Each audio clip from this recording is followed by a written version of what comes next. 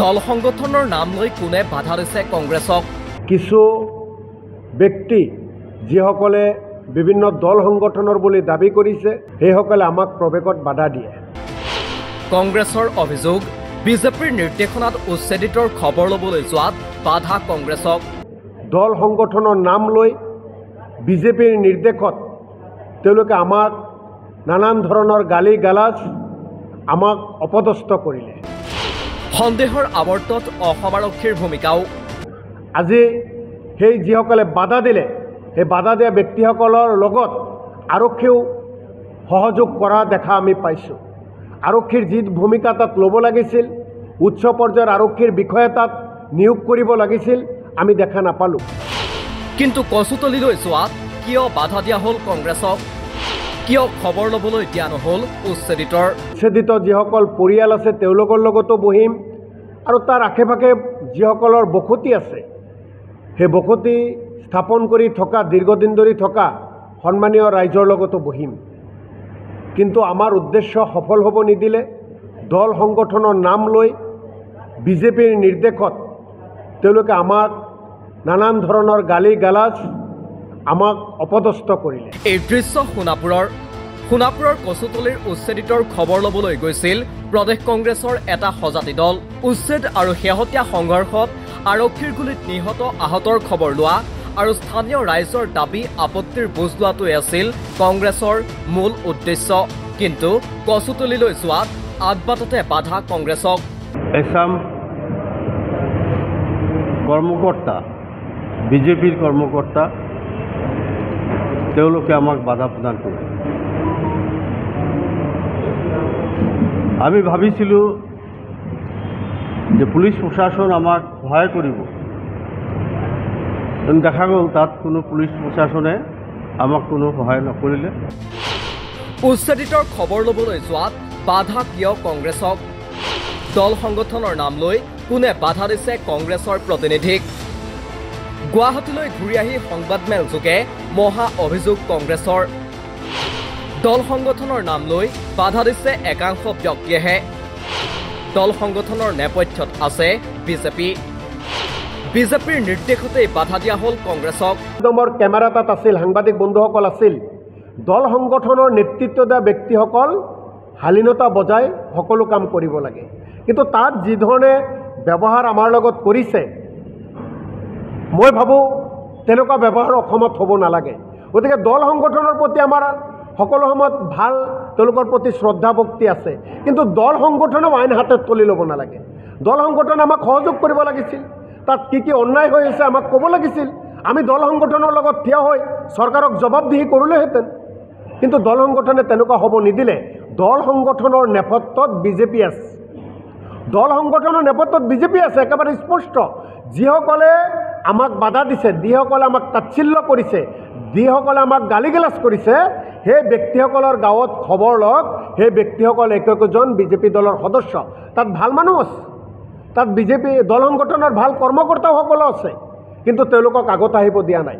সিমানেই নহয়, এই সমগ্ৰ ঘটনাত অসম আৰক্ষীৰ ভূমিকাক লৈ গুৰুতৰ অভিযোগ কংগ্ৰেছৰ। আজি সেই যিসকলে বাধা দিলে সেই বাধা দিয়া ব্যক্তিসকলৰ লগত আৰক্ষীও সহযোগ কৰা দেখা আমি পাইছোঁ। আৰক্ষীৰ যি ভূমিকা তাত ল'ব লাগিছিল, উচ্চ পৰ্যায়ৰ আৰক্ষীৰ বিষয়া তাত নিয়োগ কৰিব লাগিছিল, আমি দেখা নাপালোঁ। সাব ইন্সপেক্টৰ লেভেলৰ দুজনমান পুলিচ বিষয়া আমি তাত দেখা পালোঁ। আৰু পুলিচ যি ধৰণে তেওঁলোকে আমাক আক্ৰমণ কৰিব ওলাইছিল এদল বিজেপিৰ সদস্যই, তাৰ পৰা ৰক্ষা কৰাৰ কাৰণেও পুলিচে কোনো ধৰণৰ ব্যৱস্থা তাত নল'লে। ইফালে কচুতলিৰ উচ্ছেদ সন্দৰ্ভত কংগ্ৰেছৰ স্পষ্ট বাৰ্তা, আমি উচ্ছেদৰ বিৰোধী নহয়। কিন্তু আমাৰ প্ৰশ্ন, উচ্ছেদৰ নামত কেনেকৈ আৰক্ষীৰ গুলীত আহত নিহত হ'ব লগা হ'ল নিৰীহ? উচ্ছেদিতৰ বৰ্তমানৰ পৰিস্থিতিক লৈ উদ্বেগ প্ৰকাশ দলটোৰ। দেৱব্ৰত শইকীয়া ডাঙৰীয়াই আজি যিহেতু আমাক প্ৰৱেশ কৰিব নিদিলে, বিধানসভাৰ মাননীয় অধ্যক্ষ ডাঙৰীয়াক পত্ৰ প্ৰেৰণ কৰা হৈছে।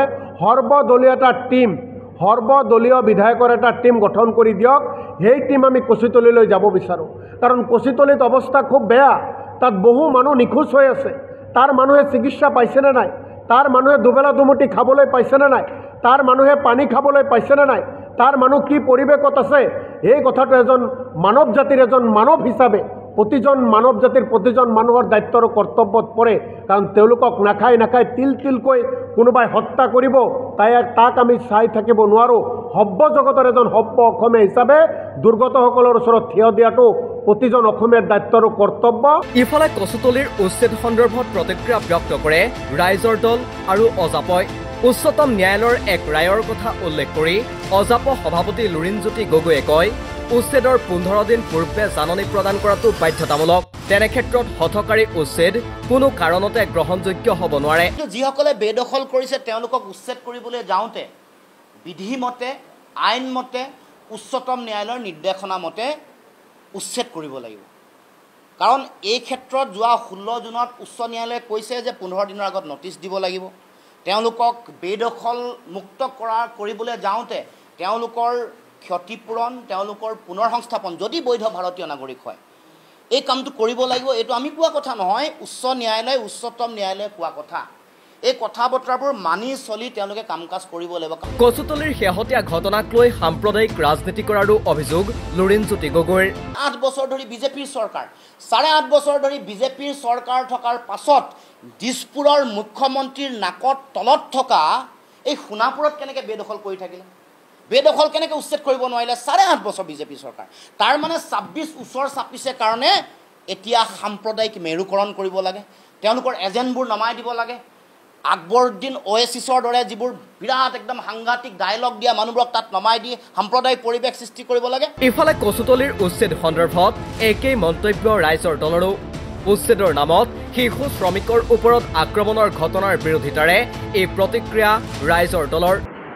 গতিকে আমি আপোনালোকৰ যোগেদি এই কথাটোকে কৈছোঁ যে আমি বেদখল উচ্ছেদৰ বিৰোধী নহয়, কিন্তু বেদখল উচ্ছেদৰ নামত সেই নিৰীহ মানুহক অনাহকত তেওঁলোকৰ পিঠিত একোটা বাংলাদেশী লেবেল লগাই দি তেওঁলোকৰ বিৰুদ্ধে আকৌ মানুহক এটা উত্তেজিত কৰা, আকৌ এটা অসমত সেই তাহানি অসম আন্দোলনৰ নিচিনা সেই নেলি গহপুৰ মোকালমোৱাৰ পৰিস্থিতি সৃষ্টি কৰা, এই ষড়যন্ত্ৰ দিছপুৰৰ পৰা হৈ আছে।